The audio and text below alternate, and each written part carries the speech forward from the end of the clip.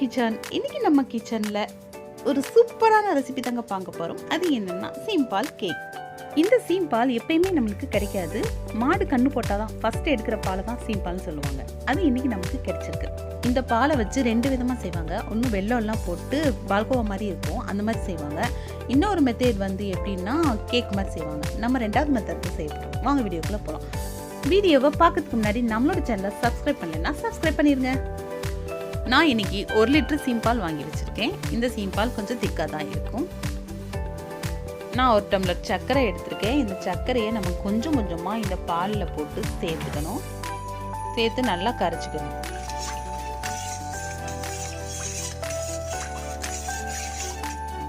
ஃப்ளேவருக்காக 2 ஏலக்காய் எடுத்து வச்சுருக்கேன். அதை நல்லா நசுக்கி அதையும் நம்ம இதில் சேர்த்துக்கணும்.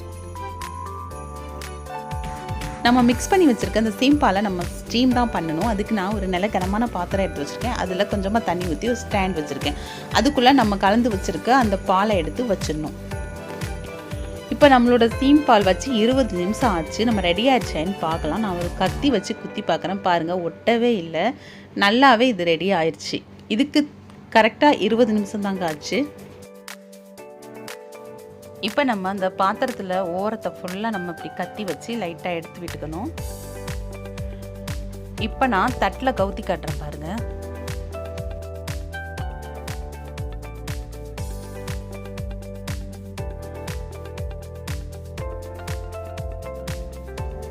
பார்க்குறதுக்கு எவ்வளோ அழகாக இருக்குது பாருங்கள். நல்லா வந்து சாஃப்டாக நல்லா சூப்பராக இருக்குது. இதை நான் சின்ன சின்ன பீஸாக கட் பண்ணி எடுத்து வச்சுக்கிறேன்.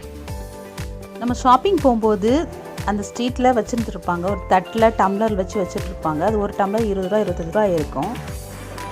எனக்கு இந்த சீம்பால் பால் நான் வந்து பசுபால் தான் வாங்குகிறேன். அவங்க வந்து மாடு கண்ணு போட்டுச்சு அப்படின்னு சொல்லிட்டு எனக்கு கொண்டு வந்து கொடுத்தாங்க.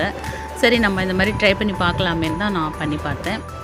ஏற்கனவே நான் நிறைய வாட்டி இது செஞ்சு பார்த்துருக்கேன். நல்லா டேஸ்ட்டாகவும் சூப்பராகவும் இருக்கும். இது அதிக சத்துள்ள ஒரு ரெசிபி. கண்டிப்பாக சீம்பால் கிடைச்சா நீங்கள் இந்த மெத்தடில் ட்ரை பண்ணி பாருங்கள். இந்த வீடியோ கண்டிப்பாக உங்களுக்கு பயனுள்ளதாக இருக்கும். லைக் பண்ணுங்கள், ஷேர் பண்ணுங்கள், உங்களோட கமெண்ட்டை எங்களுக்கு சொல்லுங்கள். எங்களோட சேனலை மறக்காமல் சப்ஸ்கிரைப் பண்ணிடுங்க. தேங்க்ஸ் ஃபார் வாட்சிங்.